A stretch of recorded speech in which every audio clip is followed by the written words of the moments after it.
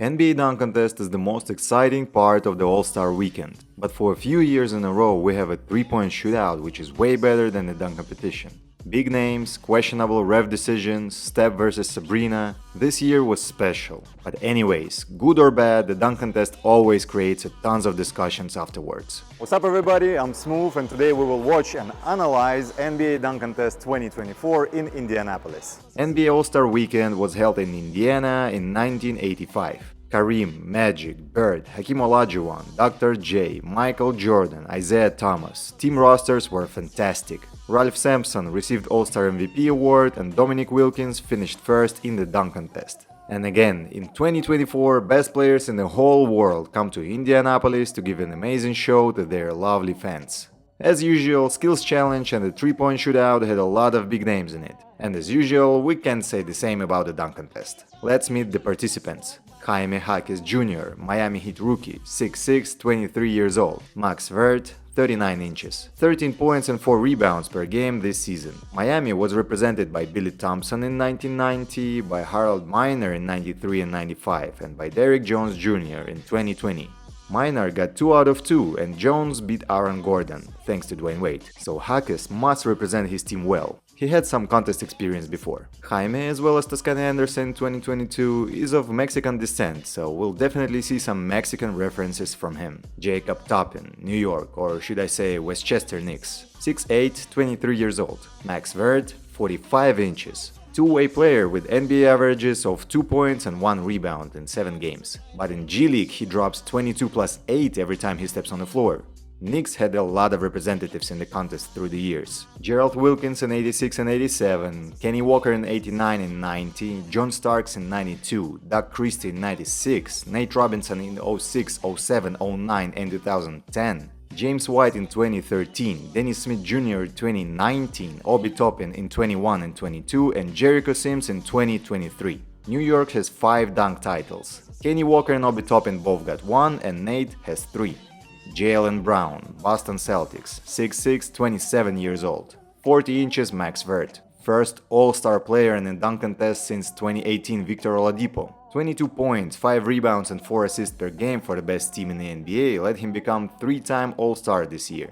Brown agreed to participate in 2021 but withdrew himself from the contest due to the knee soreness. We should respect the player because after becoming an All-Star he wasn't afraid to put his reputation on the line. Lately we mostly had the relatively no-name guys competing in a slam dunk contest. Celtics players rarely competed for the NBA dunk title. D. Brown was first in 91 and ended up as a winner, competing against powerful Sean Kemp in the finals.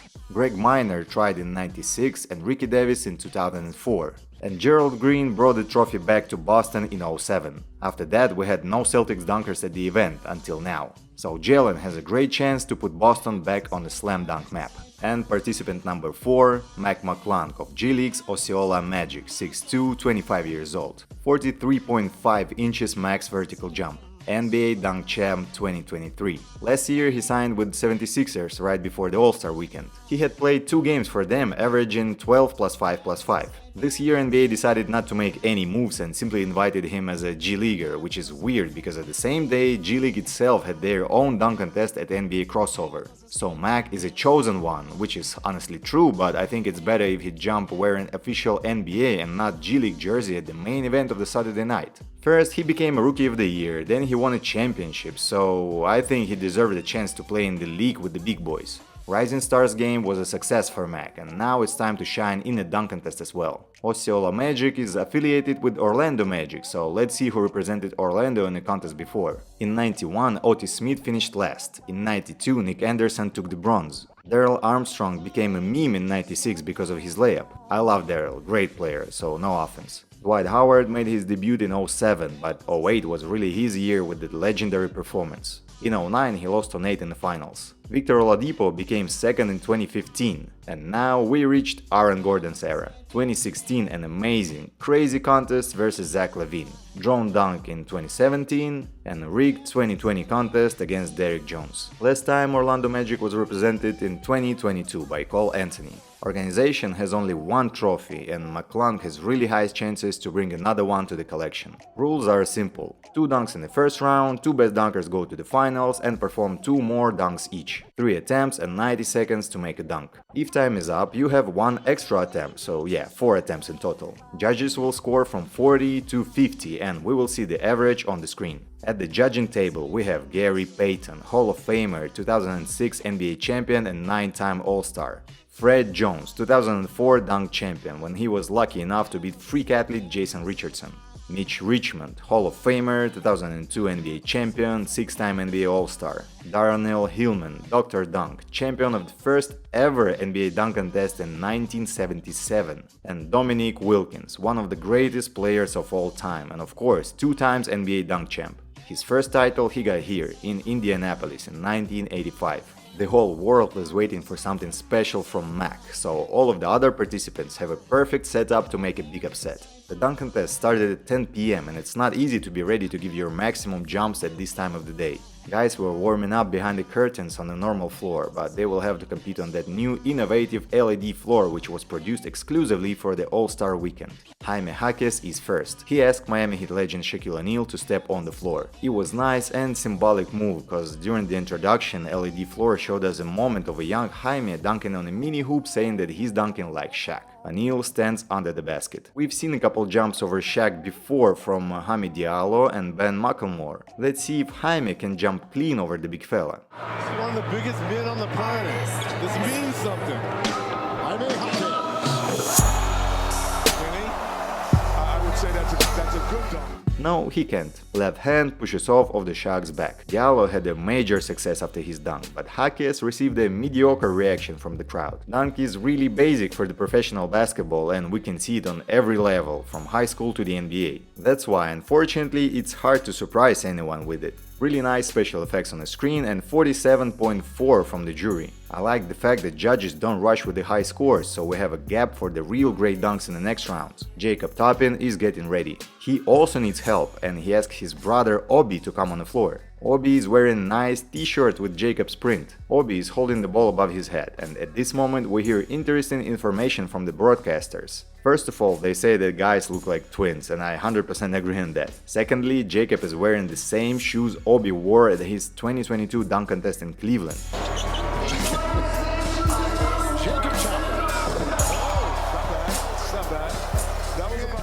Basic double up X, super easy for Toppin. I'm surprised that he picked this dunk as the opening one. Kenny Smith makes a good point. You need to sell your dunk, show your emotions, and then the audience will believe that you made something cool. Here we cannot tell was it hard or easy. New York Knicks jumped from far, did something with the ball and then just walked off. People don't really know how to react. Toppin's level lets him do way harder dunks than that. Especially when NBA fans have seen this dunk couple times before. 47.8. Yep, this dunk was better than Jaime's, but not too much. Third contestant, Jaylen Brown. Guys on the mic say that Boston Star doesn't look like a guy with a lot of tricks in his repertoire. He rather would dunk on somebody in a game. Brown can easily prove them wrong. Some guy dressed as Dominique Wilkins walks on a court and shows the technique of the perfect windmill. Kenny Smith said that for a split second he thought it's Kendall Gill. Now I can't unsee it. Kendall, by the way, also competed in a dunk contest in 1991 but had no success. But why is he out here? I don't get it.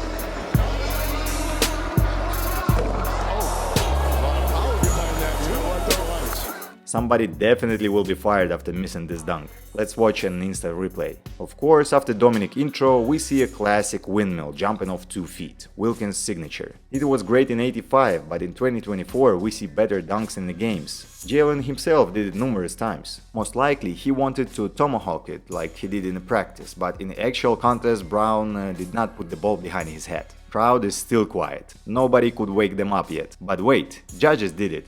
48.8 for the windmill, highest score of the night. Fans didn't like it and they made judges know that. And finally, it's time for the guy who saved the dunk contest last year and expected to do it this time. Mac McClung puts his friend under the basket with the ball on top. Coming out, they have the drum roll, they have the thing, and Mac McClung, he will not, okay, if he throws it up twice. twice. Double up X, letting the ball go for a moment. We had a chance to see something similar in a slam ball dunk competition not so long ago. Kenny Smith was probably the only one who saw this detail. I was at the stadium and had zero chances to see that small trick, so I was even a little bit disappointed after the first jump.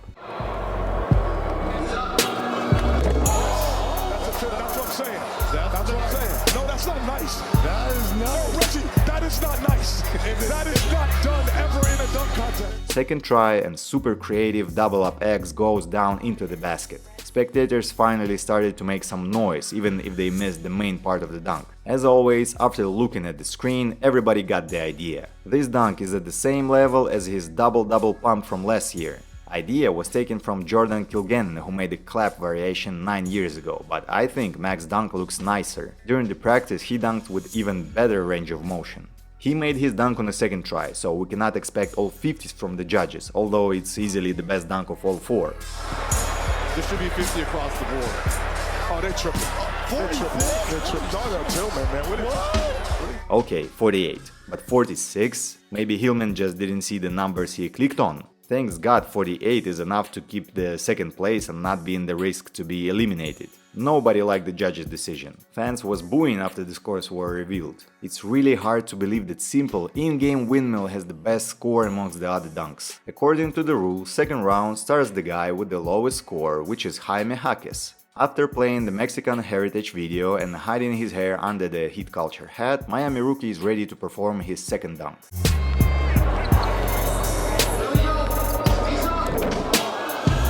360 two-hand pump overlap, 2000 Tracy McGrady style.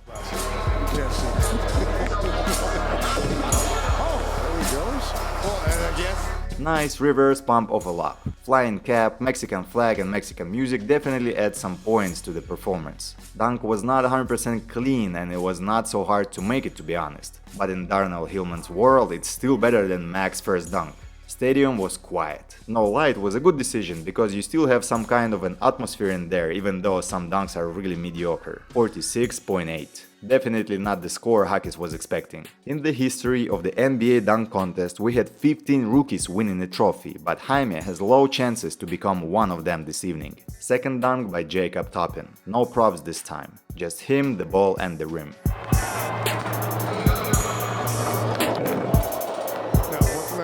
360 two-handed East Bay attempt. Running from that angle you need to spin full 360 to put the ball into the basket. That's right. That's right. Let's go, Jacob. That is nice. Great and tough dunk. Not so many people were doing 360 two-handed East Base in a contest. Best example, Chris Staples, and fans loved it very much every time he done it. Toppin made the dunk not so elegant comparing to Staples and with less power. But anyway, it's without a doubt the best dunk so far behind Mac's levitating double up X. Two-handed variation is more complicated, but honestly I think one-handed dunk looks better in that particular case. But it's up to the judges. Are they paying attention to the beauty of the dunk only or to complexity also? 47.2. They must be joking. Judges basically making fun of Jacob and of spectators too, because we as fans cannot understand what you need to do to earn a good score. You can't lower the score that much just because of the first miss. Impossible. Fans are booing the judges and that's becoming a theme of the evening. Yes, Jacob currently has a leading score and still has chances to advance to the finals, but my eyes hurt when I see basic windmill earning a better score than 360 two-handed East Bay. You better not be surprised when next year you have somebody saying no to the offer to participate in a dunk competition. You put in the work and then simply you go crazy underappreciated. Mac McClung and his second dunk. He needs only 47.2 to advance. I said only, but we understand that anything can happen, and for a great dunk, Mac can earn 46 across the board.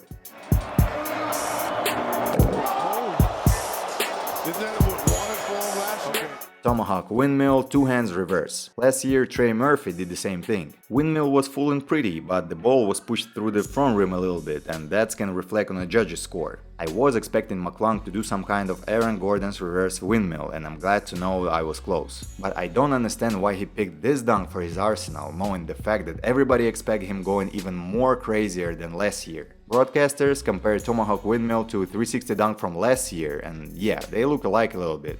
Mac is thinking tactics and getting enough points to reach the final round. Finally, we see some good scores. 49.4. Hillman gives 50, kinda saying sorry about his 46 for the first dunk. Jaylen Brown invites Boston Celtics All-Star Jason Tatum and influencer Kai Cenat to step on the court. Kai played in the NBA Celebrity Game the day before. Streamer will sit and Tatum will be throwing a lob. Brown needs 46.5 to advance. Jaylen imitates infamous pump in the shoes move by D. Brown and is ready to give us something special.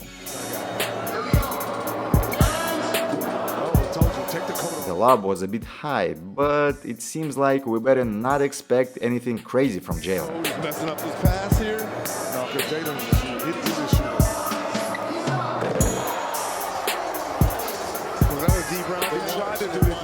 One-hander, eyes closed, over a prop, and the court transformed into Celtics' home floor. Fans didn't like it, and they started booing even before they saw judges' scores. Idea with switching the Celtics courts was nice. You need to use the LED screens if you have the opportunity. But we also need a good dunk coming together with that. Player closed his eyes after the dunk. Kenny Smith said that Jaylen just sneezed into his sleeve while jumping. D. Brown tribute was far from perfect. Celtics court? Yeah, it's nice. Pumping the shoes? Also cool. He didn't even need to change the jersey because D also had number 6 on his back and they obviously have the same last name. But in 1991, D dunked with style and with actual closed eyes, while in 2024 we have this. At least in Shaq in a Fool, this moment took a first place. Again, some random scores appear and we have 47.6. Jaylen Brown advanced to the finals. How in the world it was better than 360 two-handed East Bay by Toppin? Every fan can see the level differential even from the last row in the arena. It's a shame we will not see Jacob in the finals just because of the judges. He, as well as his brother Obi, is gifted and can probably make every dunk we can think of. We were told that Jacob prepared something spectacular for the finals, something we've never seen before at any level. Well, it was true. Toppin prepared lost and found two-hand dunk.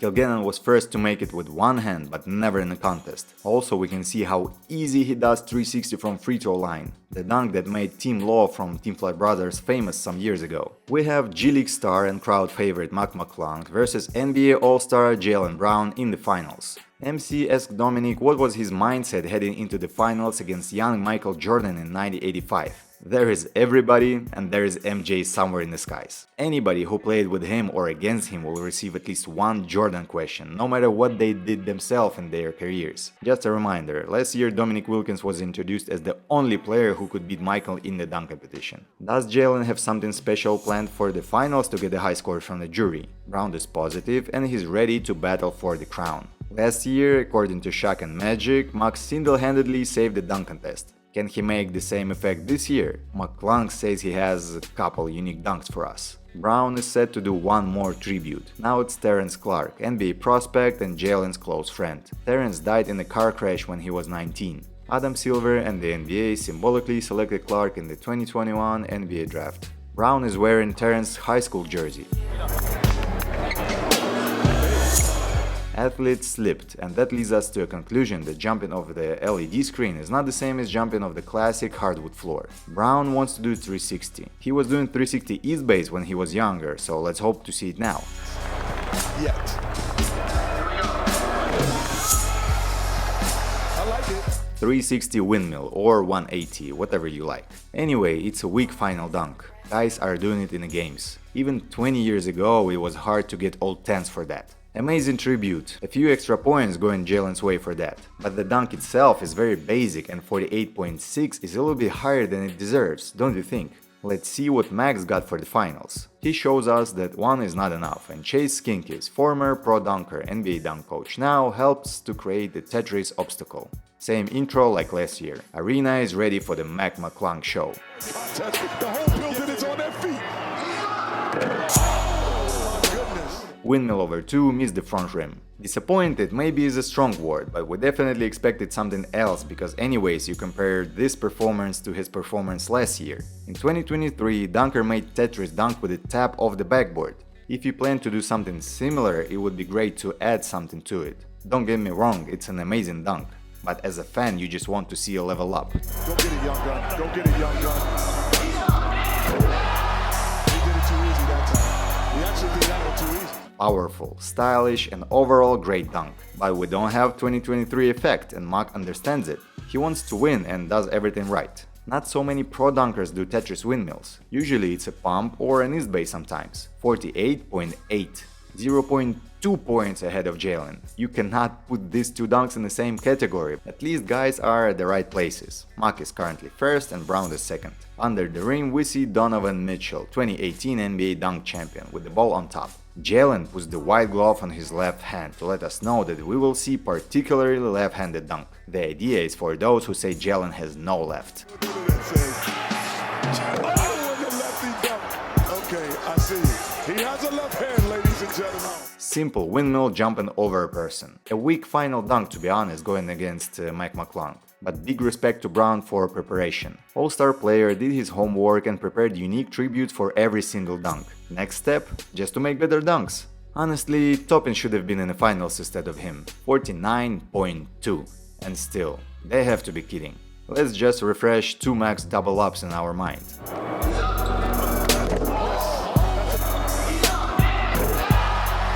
And now let's try to comprehend the fact that Brown got the better points than McClung for both of his dunks. Crowd is booing the judges. Dunk contest jury made Mach nervous. He knows he's got 50-point dunks in his repertoire, but how to get these 50s out of the judges, only God knows. Same as last year, McClung's bring his high school jersey, but it's slightly bigger this time. It's because the jersey was created exclusively for Orlando Magic legend Shaquille O'Neal. Just imagine how cool is that, to have one of the greatest players in the history of basketball wearing your high school jersey and letting you jump over him. Ultimate sign of respect from Shaq. By the way, a week before that, Orlando Magic retired O'Neal's number. Now Shaq has his jersey retired in LA, Miami and Orlando. Will it help famous G League player to get a good score? Let's see. He needs 49.2 to win. Never seen any other dunk contest. Let's see it. But he started right up there. Double up X over Shaq. Ultimate power punch you can defend. Yes, we basically seen a very similar dunk just a minute ago, but O'Neal's presence changes everything. Not everyone can clear the giant and not land on his neck.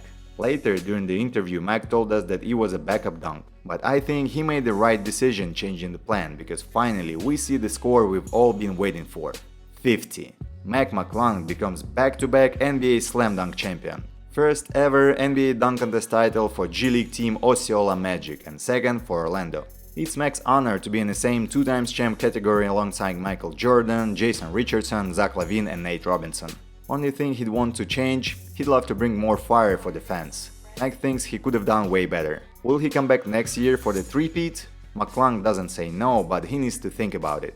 All-Star Weekend is Mac's golden time. He became a worldwide basketball star, signed a lot of sponsorship deals, made some money. But he's a basketball player and he wants to play basketball, not just be a guy who got called up once a year to make 4 dunks. Also, it's harder to impress every year. Prior to Rising Stars game, a reporter called Mac a pro dunker, which is partly true. You can put McClung in any FIBA 3x3 dunk contest and he'll easily be a favorite to win it. But as any other pro dunker, he will face a problem with making new dunks every time. He can jump in between different variations, but people wants to see something radically new. Yeah, you can come back for the third time to have a first ever dunk contest three-peat, but it's better to sign an NBA contract and make in-game dunks. Mark said he's a very lucky guy to be in this position. He also gave us some insights about his dunk contest preparation. All-Star Weekend is a very important event for him and he starts to work on his dunk a couple months prior to it. Honestly, he can just play Kilgannon's 100 never done in the NBA dunks YouTube video and pick something he can do himself. I think he had behind the back 2 hands dunk in the back for the competition and maybe scorpion over a person. Also, he tried this variation of the hand at practice. Some pro dunkers guessed he'd do under both legs dunk. My favorite part of all the interviews were questions like this: who'll win a dunk off? Mac McClung or Vince Carter? Mac said he has 0 chances against VC. Who'll win, LeBron James or Mac McClung? Mac said he would not want to face LeBron in the dunk contest because he'd 100% lose. Well, Mac could be honest in this case and create a couple hot news titles, but he's a very modest guy. Back to LeBron. As usual, Stephen A. Smith blames James for not having big names in the competition, because early in his career LeBron refused to jump for the dunk title. Before, we had perfect dunk contest lineups circulating the internet, and now we have perfect judges lineup. Gilbert Arenas in his podcast said the NBA needs to invite to judge some NBA dunk champs from 2000s, not from the 70s. Obviously, he's talking about Darnell Hillman in particular. Meme Army did its job, and Jaylen Brown was the main target. But still, big respect to him. Even after his not-so-perfect performance, he said he's ready to do it again if nobody else wants to do it.